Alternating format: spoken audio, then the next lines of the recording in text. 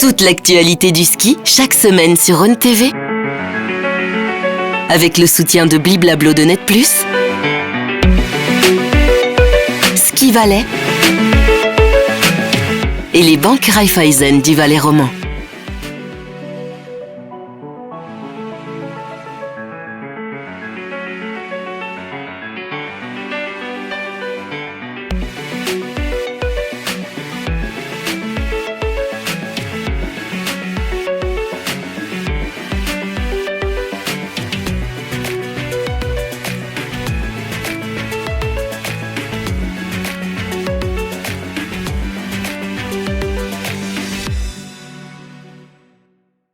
Bonsoir à tous, nous sommes ravis de vous retrouver cette semaine pour parler de ski. On doit encore malheureusement attendre un petit peu pour les prochaines courses qui auront lieu ce week-end à Lévis. C'est l'occasion de discuter avec nos invités, des athlètes qui ont malheureusement dû écourter leur carrière, mais qui ont parfaitement réussi leur reconversion. Johan. En effet, nous sommes avec Charlotte Chable, 35 départs en Coupe du Monde, aujourd'hui coordinatrice média pour la FISE, c'est juste. C'est juste. Pour le circuit masculin, et Ami Oreiller, 10 départs sur le Cirque Blanc, manager gérant de l'hôtel familial à Verbier, les Chamois. Très beau nom, les Chamois. Salut Ami. Salut. Pas de course, pas de débrief et pas d'analyse technique, mais on va en profiter pour s'attarder sur la carrière et l'après-carrière de nos invités. Et on profitera pour passer un appel à Matteo Joris, l'entraîneur en chef des slalomeurs suisses avant leur course de Lévis.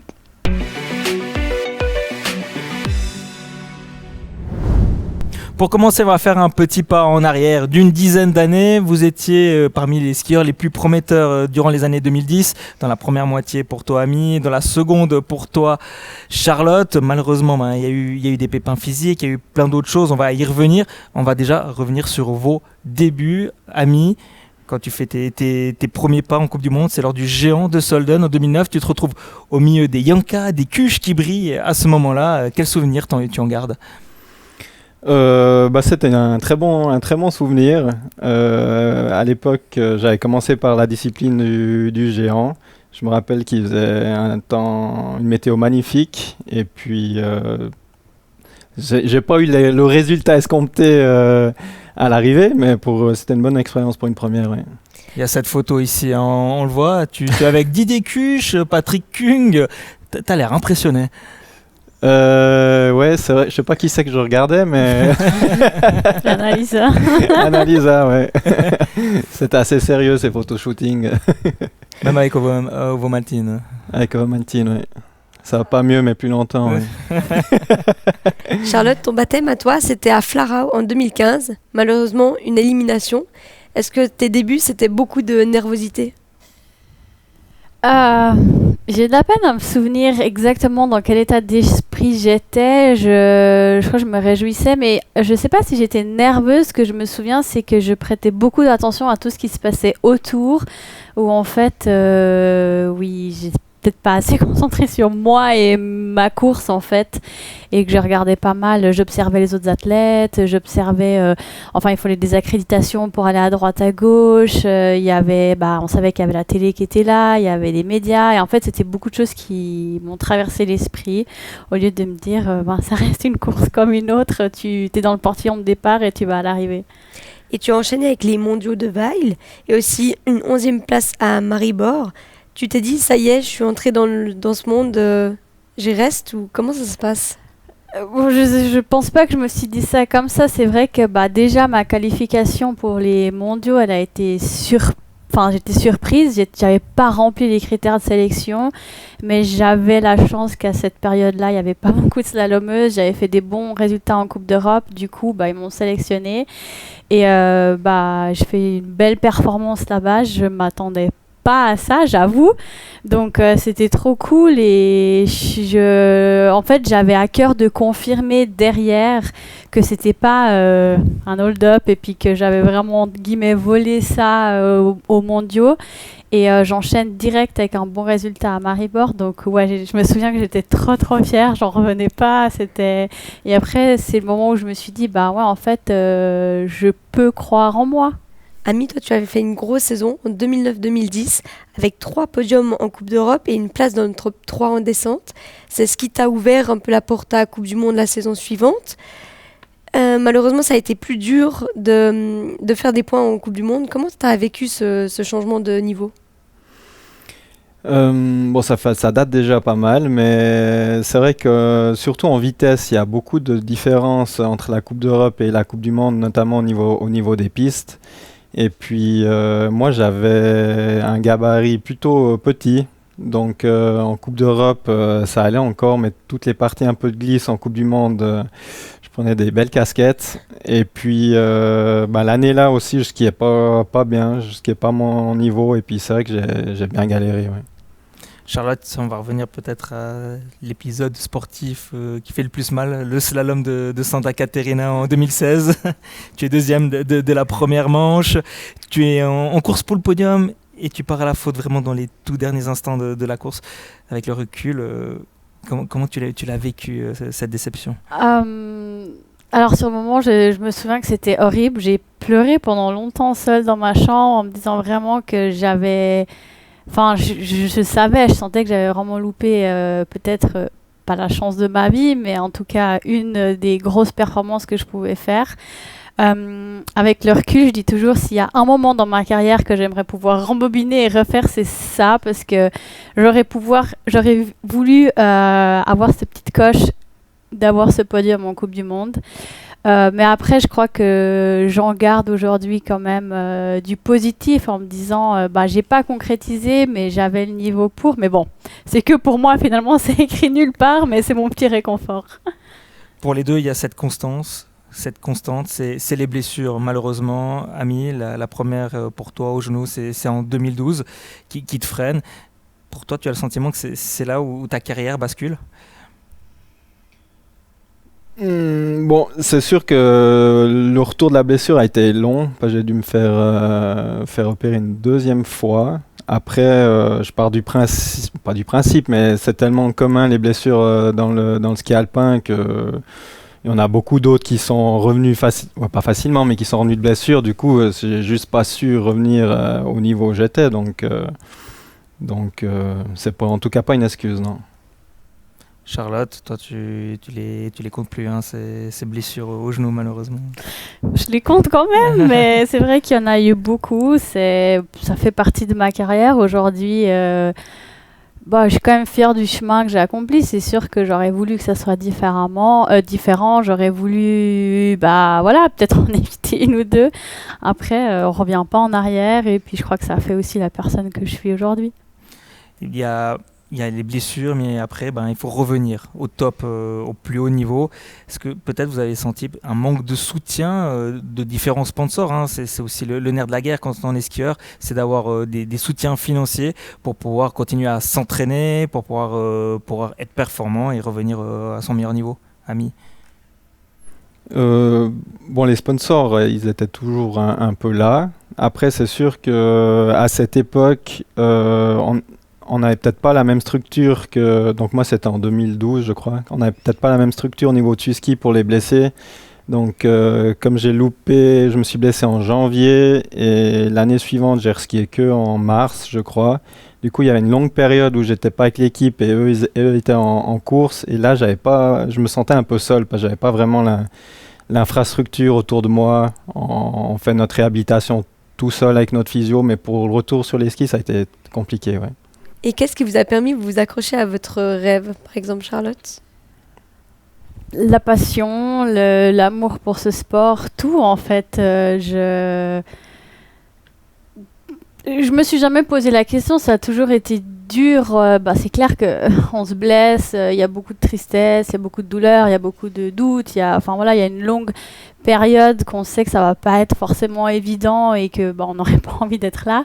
Mais moi, j'ai toujours assez vite accepté la situation et je me suis dit je peux pas revenir en arrière, on va de l'avant. Et puis en fait, j'avais de toute façon ce feu en moi qui m'animait de chaque jour donner le meilleur de moi pour revenir à mon meilleur niveau le plus vite. Et du coup, c'est vraiment l'amour pour le sport et de me dire, ça fait partie de mon chemin et je dois passer par les étapes pour revenir sur les skis. C'est la même chose pour toi, Ami? Oui, c'est exactement pareil. La passion du ski, l'amour pour ce sport. Et puis aussi, quand tu es livré à toi-même au départ, cette adrénaline, quand on n'est plus au départ d'une course, je pense que pour Charlotte, c'est pareil, ça nous manque et puis on n'a qu'une envie, c'est d'y retourner. Et comment vous avez donc vécu cet arrêt de carrière? Toi, Charlotte, à 27 ans et pour toi, Ami, à 28? Sur le moment, c'était très dur. C'est vrai qu'on a tendance un peu à oublier, puis qu'après, une fois que j'ai, en guillemets, annoncé officiellement ma retraite, tout s'est bien enchaîné pour moi. J'ai trouvé vite de quoi être, en guillemets, heureuse dans ma vie avec des nouveaux projets, mais sur le moment, en fait, j'ai eu une grande période où... En tout cas, je ne sais pas si ça s'est vu de l'extérieur, mais pour moi, c'était très dur à vivre. C'est du moment où je me suis blessée jusqu'au jour où j'ai annoncé ma retraite. Il y a eu une année. Une année où j'ai officiellement annoncé que je continuais, mais je ne savais pas parce que je me suis dit, je vais franchir tous les caps, je vais revenir sur les skis. Le jour où je suis à 100%, je décide est-ce que je veux continuer ou est-ce que je ne veux pas. Mais cette année, pour moi, il n'y a pas eu un jour où je n'ai pas douté, où je me suis dit, je continue pas. Un jour, j'avais envie, un jour, j'avais plus envie. Enfin, j'ai passé par tous les états d'âme en me disant, mais qu'est-ce que je fais si j'arrête? Je suis qui si j'arrête? Est-ce que je vais être heureuse? J'ai fait ça toute ma vie. Je me suis levée tous les matins en faisant quelque chose que j'aime. J'ai peur de ne pas retrouver. Enfin bref, j'ai eu 1000 questions et en fait, j'avais ce sentiment en moi que... Enfin, le jour où je suis tombée, quelque chose s'est brisé. Pas seulement mon genou, à l'intérieur, où je me suis dit, je crois que j'ai plus ma place. Enfin, il y a une page qui se tourne, mais je voulais pas l'accepter. Et au fur et à mesure que ça a avancé, ce sentiment, il a grandi en moi. Et j'ai dû l'accepter, mais j'ai pas voulu. Donc, j'ai vraiment essayé de repousser jusqu'au jour où, en fait, c'est devenu trop lourd à porter. Et j'étais sur les skis et je me disais, mais qu'est-ce que tu fais là? Je voyais plus l'intérêt de me battre pour des centièmes. Je me sentais plus à ma place, en fait. Puis là, je me suis dit, au bout d'un moment, en fait, c'était comme si ça sortait pas et du jour au lendemain, en fait, c'était devenu trop lourd à garder pour moi. Il fallait que ça sorte. Et une fois que ça a été dit, ça a été facile parce que mon deuil, en fait, avait déjà été fait pendant l'année de blessure et pas après. Ami, c'est pareil pour toi. Il y avait quand même un sentiment de soulagement au moment où tu as pris cette décision d'arrêter. Bon, alors de mon côté, c'était pas du tout les mêmes circonstances que Charlotte, parce que je m'étais fixé des objectifs en début de saison. Je voulais revenir vraiment en Coupe du Monde et puis vraiment passer le pas. Et puis, à mon sens, j'avais pas toutes les prédispositions pour la saison qui suivait. Et du coup, j'ai décidé d'arrêter parce que, voilà, je pensais pas que je pouvais franchir le pas avec ce que j'avais à ce moment-là. Ouais. Il n'y a jamais eu de regret par après quant à votre décision d'arrêter assez tôt finalement? Non, pas des regrets, non, parce que je pense que j'ai quand même essayé pendant quelques années. Certains disaient ouais, t'aurais peut-être pu arrêter un peu plus tôt, mais c'est vrai que j'avais cette passion puis j'y croyais.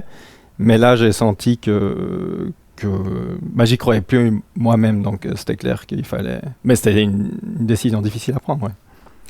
La vie d'athlète n'est pas un long fleuve tranquille, on le voit à travers vos exemples. Il y a une autre skieuse qui a connu des derniers mois difficiles, c'est Wendy Holdener qui a connu tout d'abord une fracture de la cheville en décembre dernier. Il y a eu ensuite la perte tragique de son frère vaincu par la maladie. Et la Schwitzoise retrouve aujourd'hui peu à peu le sourire et on va la retrouver d'ailleurs à Lévis. Elle s'entraîne déjà sur la piste finlandaise avec ces magnifiques images que vous pouvez admirer. Charlotte, est-ce que tu penses qu'on va retrouver rapidement Wendy Holdener d'avant blessure à Slalom de Lévis? Oui, alors après, j'ai vraiment aucune idée quel est son niveau actuel. Je sais pas, voilà, comment comment elle se sent, mais la connaissant, Wendy, c'est aussi surtout quelqu'un qui aime cette adrénaline de course, qui va savoir se transcender le jour J.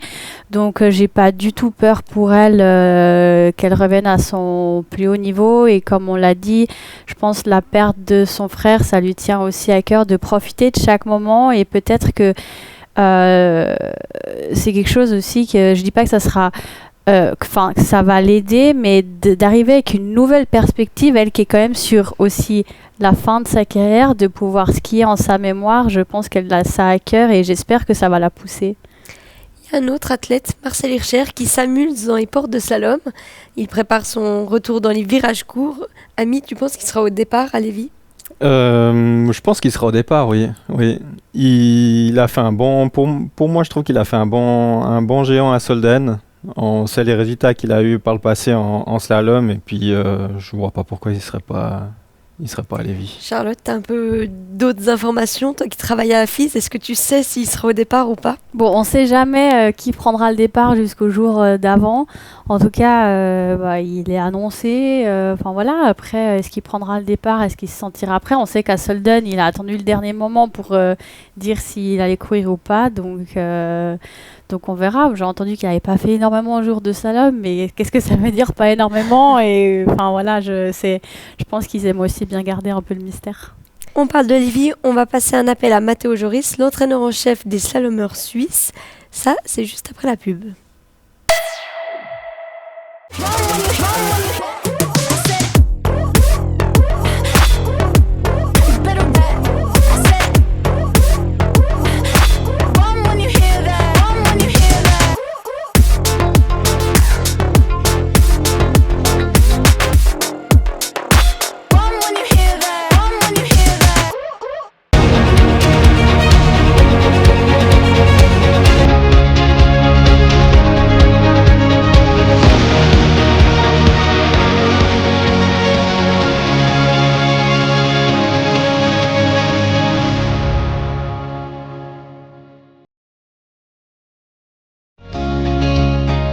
Vivez local, banquet local.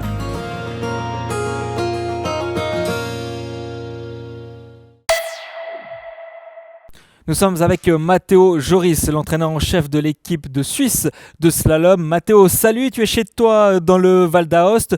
Vous êtes revenu avec l'équipe de Cap d'Hélice et Lévis. Vous étiez en camp ces dernières semaines. Vous avez pu prendre la température de la neige scandinave. Comment ça s'est passé, Matteo ? Salut à tous. Ouais, je dirais qu'on est revenu en bas pour voir un peu le soleil. Parce que là, quand même, les journées sont un peu courtes. On voit pas beaucoup le soleil.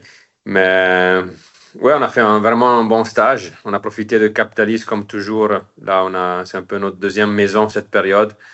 En Suède. En Suède, exactement. Là, on a une piste vraiment que pour nous. Du coup, on est vraiment tranquille et on arrive à faire des travaux que rarement on fait ailleurs. Voilà, par exemple, comme changer des parcours, travailler sur certaines choses que dans des autres stations, on ne peut pas.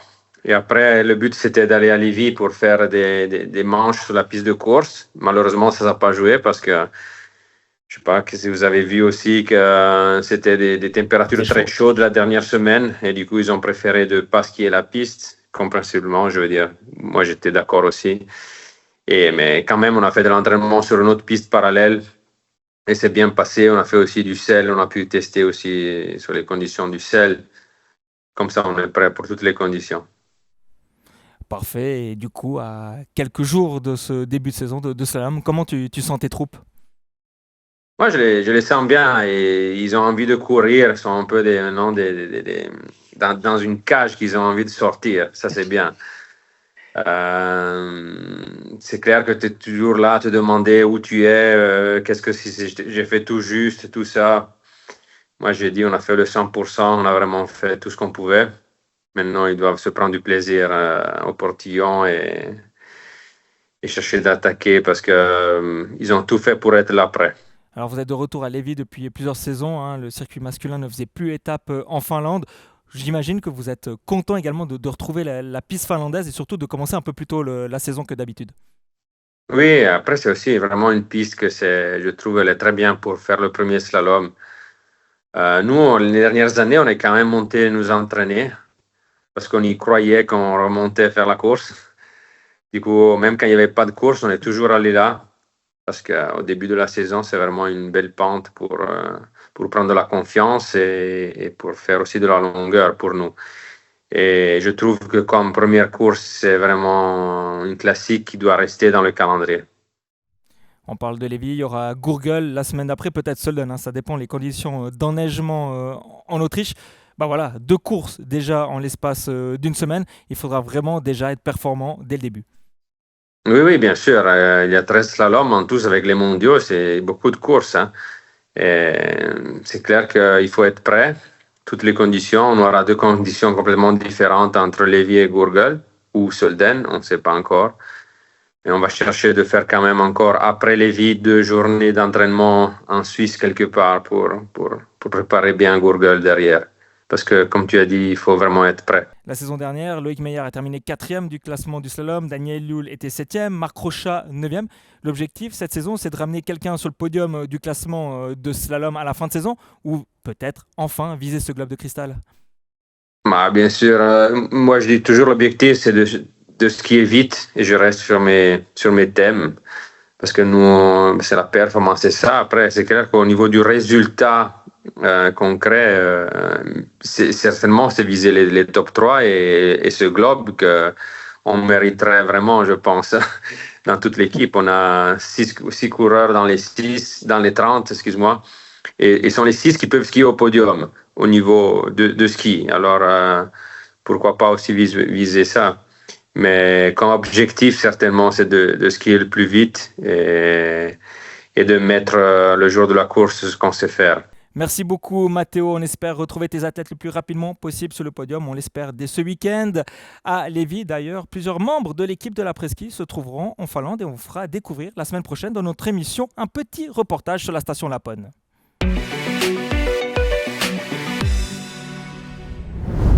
Comme les athlètes, Charlotte, tu as lancé ta saison à Solden. C'est ta 3e année en tant que coordinatrice média pour les compétitions masculines. Il y a 2 ans, Ski Actu t'avais rencontré à Lake Louise où tu expliquais en quoi consiste ce métier. On regarde la vidéo.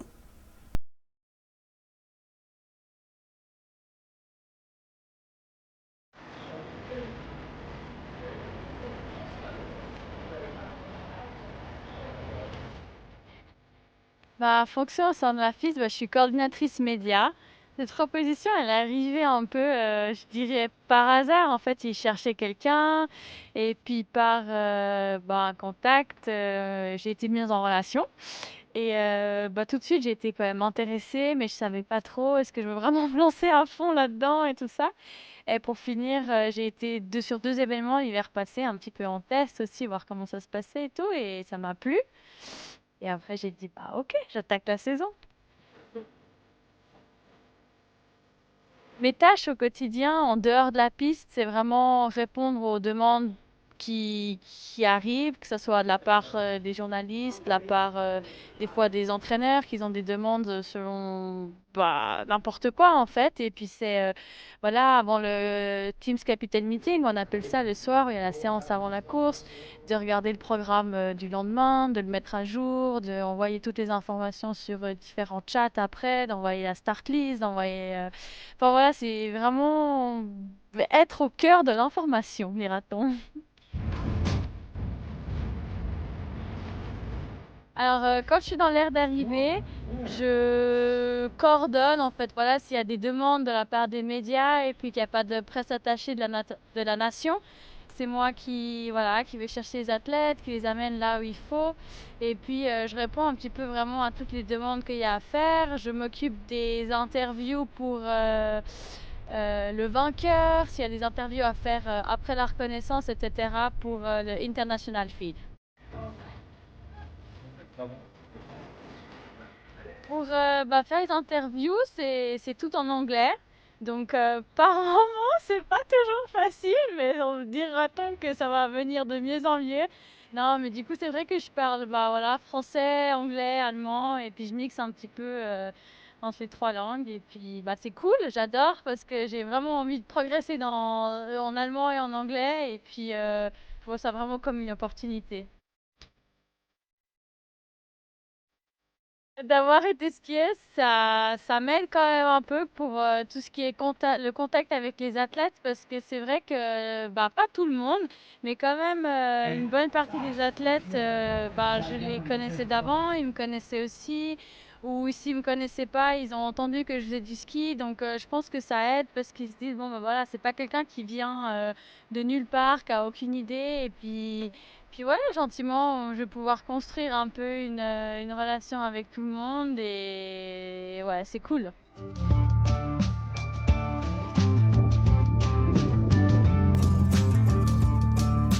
C'est des journées qui sont très chargées. Des fois, ça m'arrive de me dire, mais en fait, j'aurai un peu de temps pour moi. Et en fait, bah non, je me retrouve toujours un peu avec plein de choses à faire.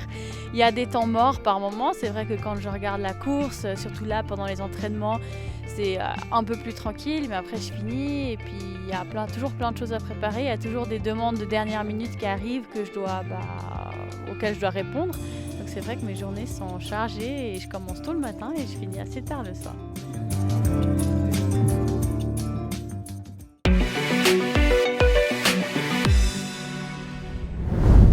On l'a dit, Charlotte, c'est ta 3e saison derrière la barrière en tant que coordinatrice de la FIS pour le circuit masculin. Qu'est-ce qui te plaît tant dans ce métier? C'est d'être toujours dans le milieu ou être toujours au contact des athlètes? Ouais, c'est les émotions en fait que j'ai le droit de vivre grâce aux performances des athlètes. C'est vrai que derrière la télévision, on les vit aussi, mais c'est complètement différent. Là, je suis sur le moment, je vois la réaction, je vois aussi des choses qui se passent, tout ce qui est jamais filmé ou comme ça à l'extérieur et de pouvoir aussi avoir un petit peu cette proximité, de pouvoir les connaître un petit peu mieux. Certains je connaissais déjà avant, d'autres pas.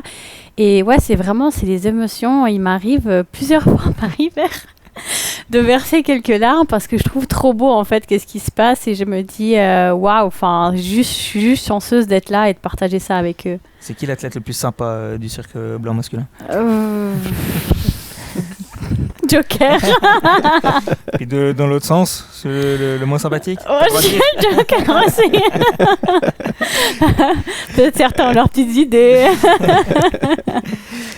Tu l'as dit avant, tu as eu la chance de rebondir rapidement une fois que tu as terminé ta carrière. Tu peux nous expliquer le processus qui t'a amené au poste où tu es aujourd'hui? La vie, je crois que j'étais là au bon moment, au bon endroit. En fait, quand j'ai terminé ma carrière, je savais pas trop ce que j'allais faire. Je devais terminer mon bachelor en communication que je faisais par correspondance. Donc je continue mes études. C'était l'hiver, je me suis dit je vais travailler à l'école de ski, je vais faire mon brevet de prof de ski parce que j'ai envie de l'avoir et puis voilà. Donc je me suis lancée là-dedans et au courant de l'hiver, j'ai reçu un coup de fil que en fait le gars qui faisait ce que je fais actuellement était blessé, diverses raisons, il cherchait à le remplacer et puis Sophie Cliva qui faisait ce job il y a maintenant quelques années a donné mon contact et puis ça s'est vraiment fait comme ça sur un coup de fil. Est-ce que tu veux? J'ai dit pourquoi pas, et je suis allée entre guillemets en test sur 2 courses. Et après, ils m'ont dit, si tu veux le job, il est à toi. J'ai dit, je vais réfléchir. Et après, j'ai dit, en fait, oui, c'est parti. Il faut dire que tu avais fait tes armes 2-3 week-ends avec Ski Actu également. Hein. C'est ça qui t'a merci Ski Actu. Ami, toi aussi, tu as réussi pleinement ta reconversion. Athlète déjà, tu savais quelle était ton après-carrière, puisque tu possédais déjà ta patente de cafetier-restaurateur? Oui, alors si je me souviens bien, lorsque j'étais blessé, j'avais profité pour faire la patente. Donc ça a duré quelques 3-4 mois ou quelques cours, 2-3 fois par mois, je devais aller à Sierre. Et puis j'ai toujours eu d'abord j'ai eu de la chance d'avoir dans la famille, on a 2 établissements, donc j'ai été baigné là-dedans depuis tout petit. Et puis j'avais toujours un intérêt pour l'hôtellerie avec tous les voyages que j'ai fait durant ma carrière, et c'était quelque chose qui m'intéressait. Ouais.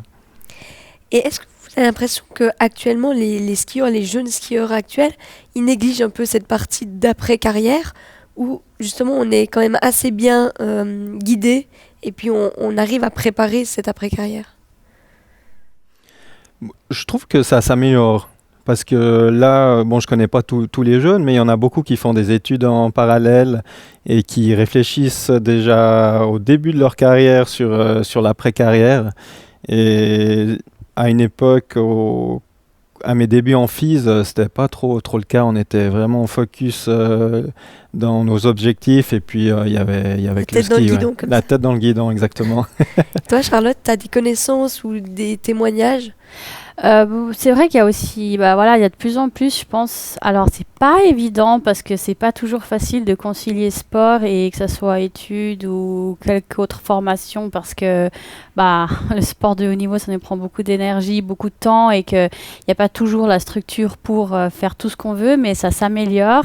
Et après, je crois que c'est aussi une question de volonté. Mais je dirais que oui, les gens, enfin les personnes, les athlètes pensent de plus en plus à leur après-carrière. Mais je crois qu'il y a encore les deux. Et je crois que des fois, c'est difficile. Il y en a qui disent, je veux absolument pas y penser parce que du coup, je veux me concentrer que sur le ski et parce qu'il faut faire une chose à la fois. Et d'autres, ils pensent déjà. Et je pense que c'est propre à chacun de trouver son équilibre. Dans tous les cas, il y a une après-carrière de toute manière, qu'elle soit à 20 ans, à 30, à 35 ans, avec des globes de cristal, des médailles olympiques ou pas, il y a une vie après et je pense que c'est quand même bien d'avoir en tout cas un peu Plan B. une idée et de comprendre que la vie ne s'arrête pas après la carrière. Vous y pensiez vous-même durant votre carrière déjà à 22 ans peut-être à cette après-carrière? J'y pensais, oui, forcément, parce que j'ai quand même continué à étudier, etc. Mais après, j'y pensais pas en me disant je veux faire ci, je veux faire ça. Pour moi, je pensais skier plus longtemps que ce que j'ai actuellement fait. Donc, je m'étais dit, plus je skie jusqu'à 32, 33. Après, je fais 2-3 petits bébés. Et après, on verra. Ça s'est pas passé comme ça. Donc, non, j'y pensais, mais j'avais pas forcément de plan. Je veux être ci ou je veux faire ça. Moi, j'y pensais un petit peu, mais j'avais pas vraiment, comme dit Charlotte, j'avais pas vraiment de plan très précis. Après, j'avais des petites idées, mais j'étais plutôt un gars focus sur sa carrière. Charlotte, pour toi, c'était important de rester dans le milieu du ski? Important, je sais pas, ça s'est juste fait. Aujourd'hui, je suis juste contente d'être là.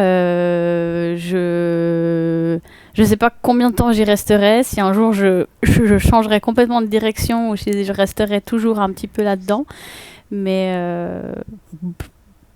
on dira que c'était...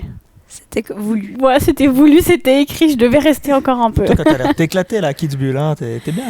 Bon, j'avoue que ce jour-là...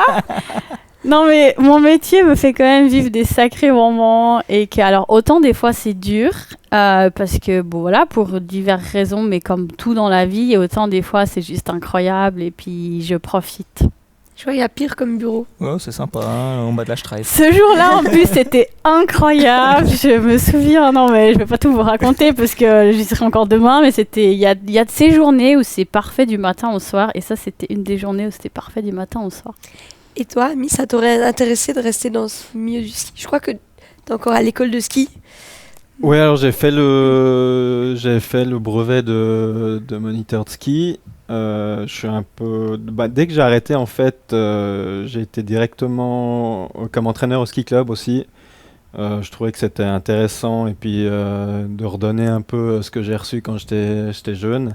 Mais après, j'avais pas vraiment l'envie de faire entraîneur ou j'avais envie de prendre un peu de distance avec le ski. Ouais. Mais tu restes quand même dans le milieu, tu suis encore tes copains, Daniel Yule, Justin Murisier, tu suis quand même la saison. Ah oui, alors je suis énormément, ouais, c'est sûr que je suis, quand je les regarde descendre, je suis à fond dedans, ça reste une passion et puis ça m'intéresse énormément, c'est top, ouais.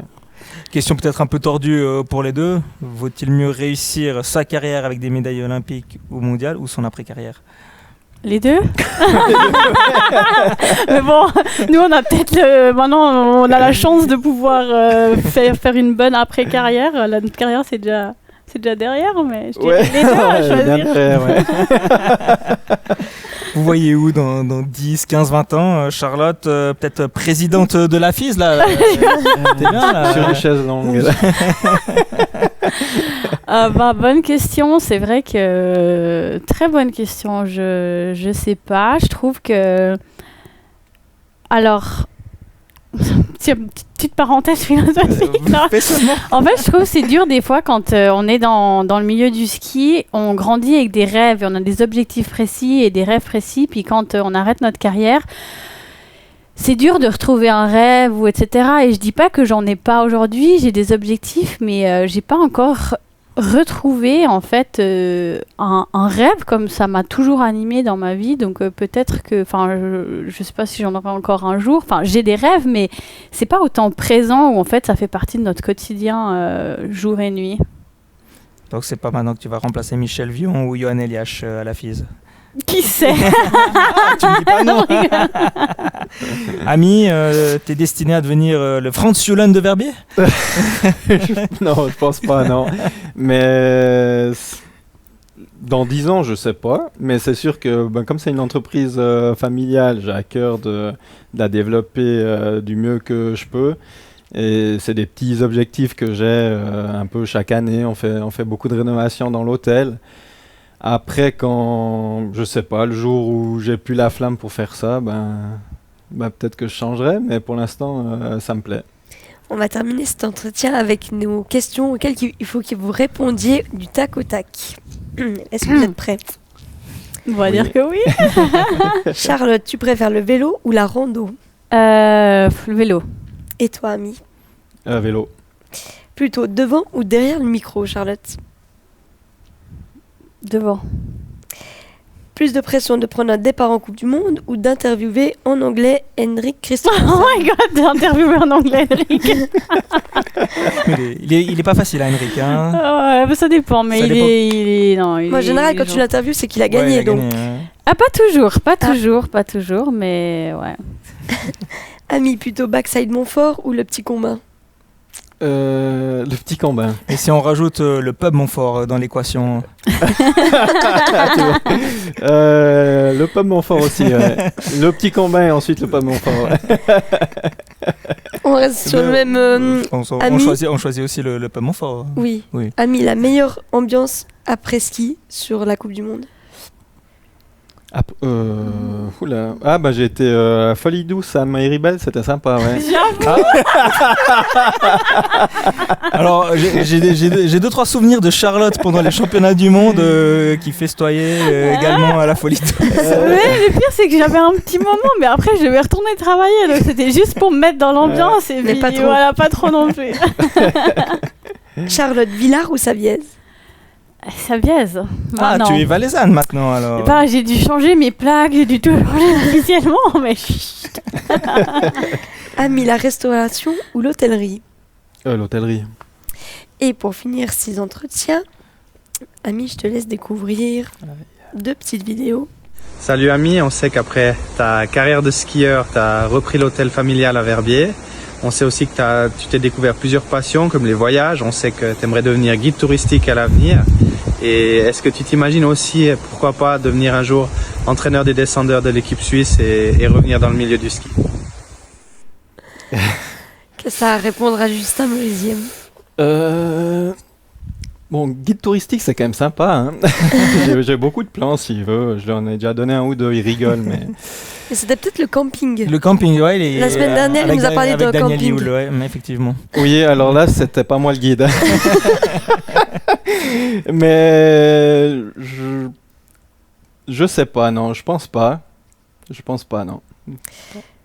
On a une autre question, surprise.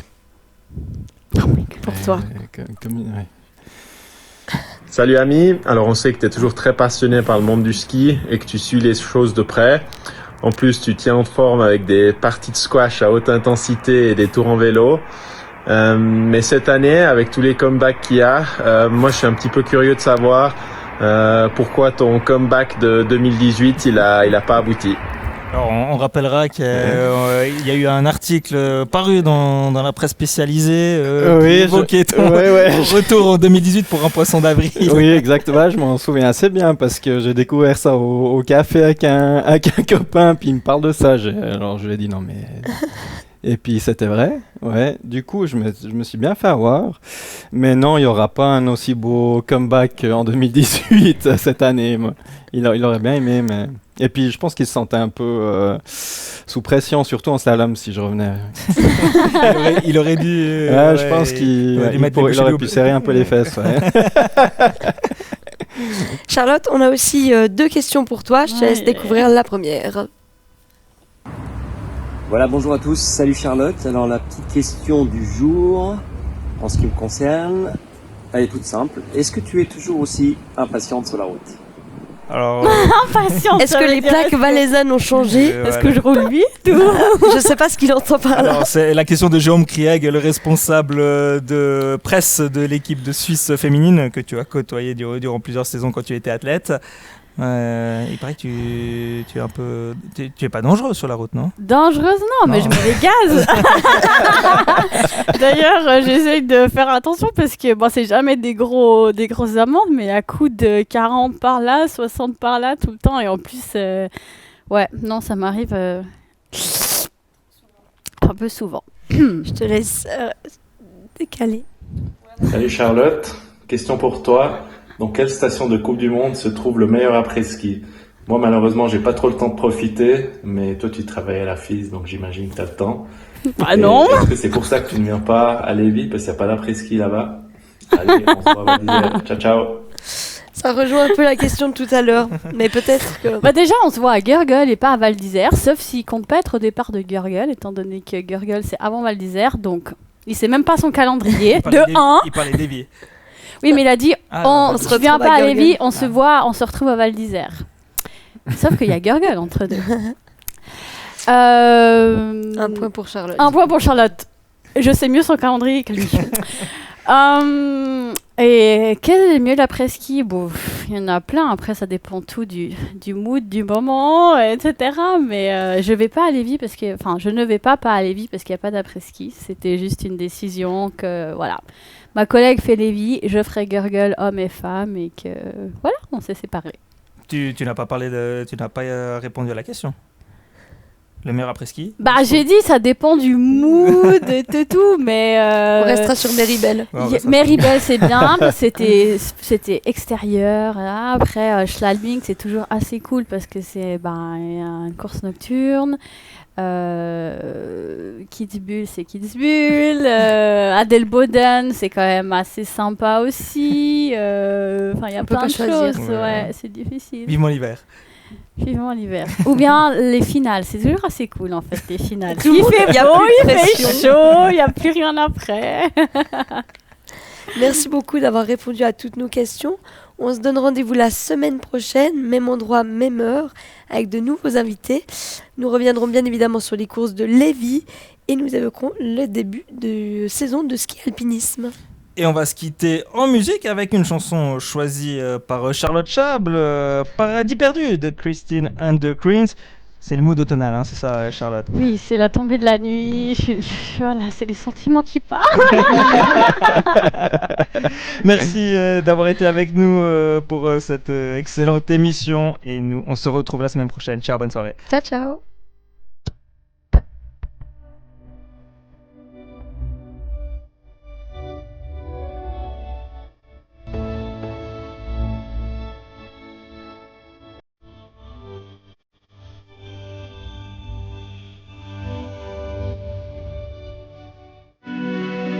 Toute l'actualité du ski, chaque semaine sur Rhône TV. Avec le soutien de Bliblablo de Net+, Ski Valais et les banques Raiffeisen du Valais roman.